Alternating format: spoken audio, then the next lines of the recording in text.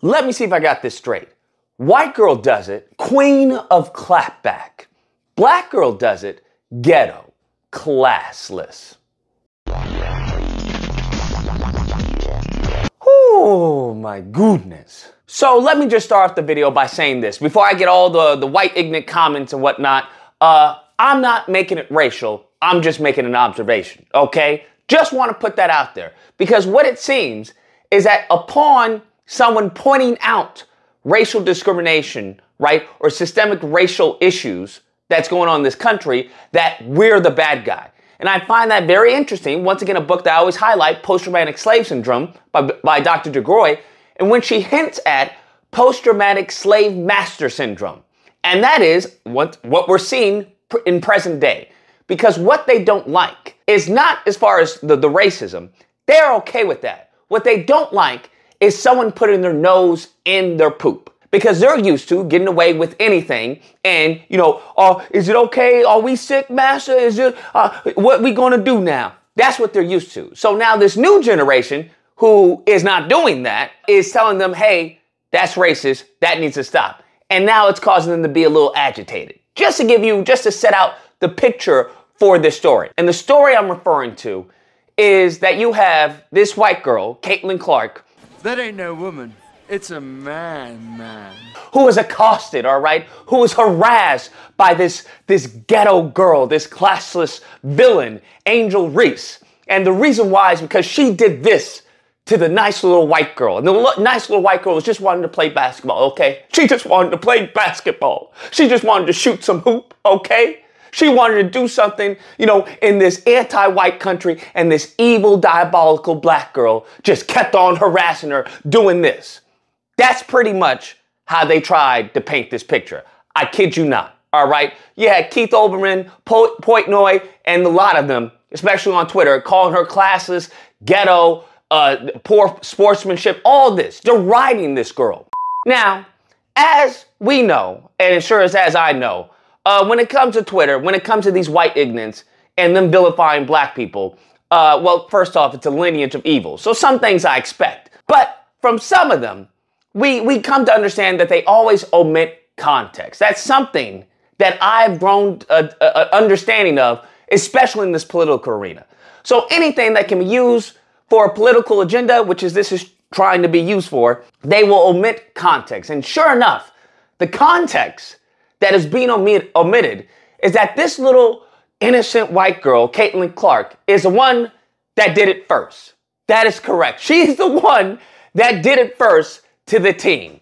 And this is so emblematic of everything that's going on. Everything from, you know, Stop Asian Hate to some of the more prevalent in modern stories in which they're trying to vilify black men and black women. That's what they're attempting to do. And that is, what they always show is the reaction. So what they'll do is they'll omit the person antagonizing the black person. That's what they'll do. They'll omit all of that. And then they'll start recording when the black person finally says enough is enough, and they retaliate and they defend themselves. Then it's the victim narrative. Oh, look at this. This is so bad. Look how violent they are. This is so horrible. And this is what they do time and time and time again. And it's like, yo, you're using the same tricks that your ancestors did, okay? This is pretty much just Birth of a Nation just remixed. That's all this is. I hope you understand that's all the media is right now in present day. Birth of a Nation just remixed.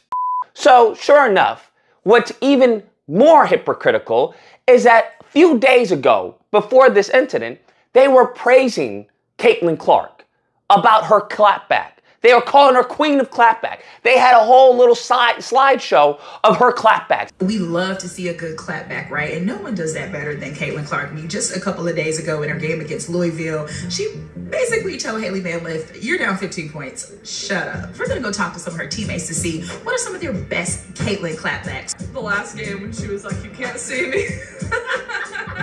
That really got everyone fired up. At one point, she told an opponent, where like, hey, you're down 15 points, shut up.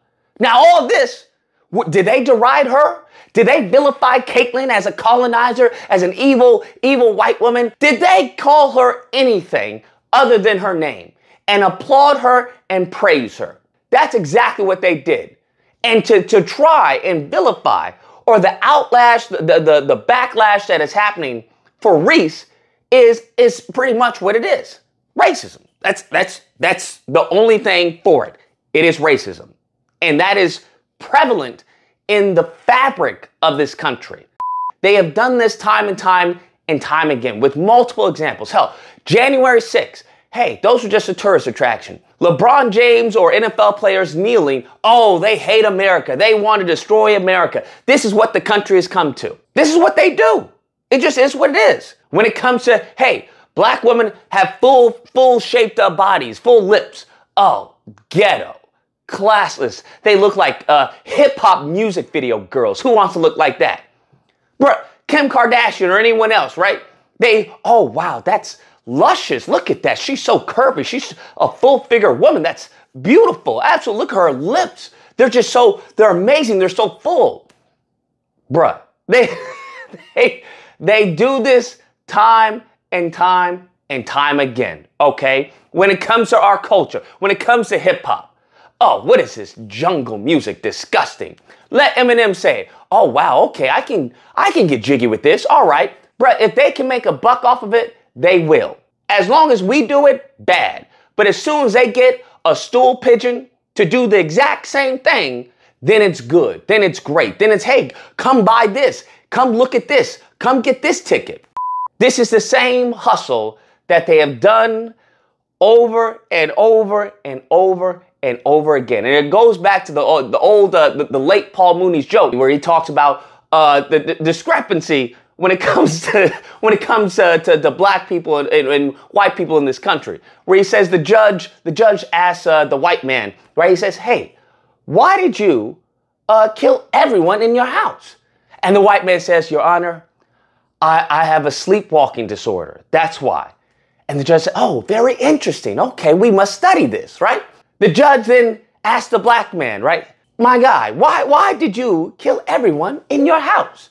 And the black man says, Your Honor, I have a sleeping disorder. And the judge said, oh, really? Okay, well, you will be doing no more walking, okay? You will have a permanent sleep, all right?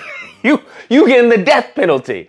And he gives another example where the judge asks the white guy, listen, Timothy, little Tim, why did you wake up one night at your job and just kill everyone in the office? And Tim says, well, you know what? I have a multiple personality disorder, okay? So it wasn't even me, it was someone else, okay? And the judge says, you know what? Very interesting, okay? We have to study this. And he asks Deshaun, why did you wake up one day at your job and kill everyone in the office? And Deshaun says, Your Honor, I have a multiple personality disorder. It wasn't me, it was someone else. And the judge says, oh, really? Okay, well, pick who you want to be because someone is getting the death penalty. And it's just, it's a classic joke. And it's really, the funny part is, it's funny, but it's also sad at the same time because it hits the nail right on the head as to how we're viewed in this country. And we don't even get control of our own image. That's really the heinous part. That's really the crucial factor right there. It's that we don't get to control how we want to be seen. That is in control of white ignorance. And the white ignorance are monetizing, making us look bad for the profit of themselves. To guess who's buying this image?